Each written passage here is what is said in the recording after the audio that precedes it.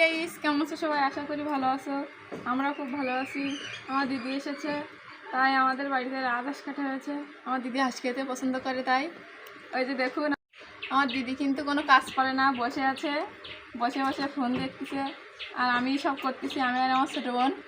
ওই যে দেখুন আমার দিদি। হাই, কেমন আছো সবাই? আশা করি ভালো আছো। আমিও খুব ভালো আছি। এটা হলো আমার বোন, সে এখন পূজা দিয়ে আসতেছে। যদি আমি বাড়ি আসি, তার স্কুল বন্ধ।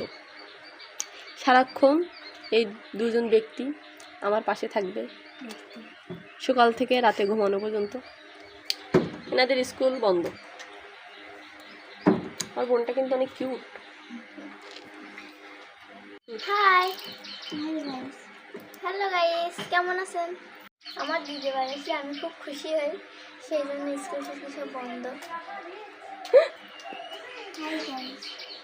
কার বাড়িতে এমন বোন আছে? আসলে বোন থাকার মজাটাই আলাদা।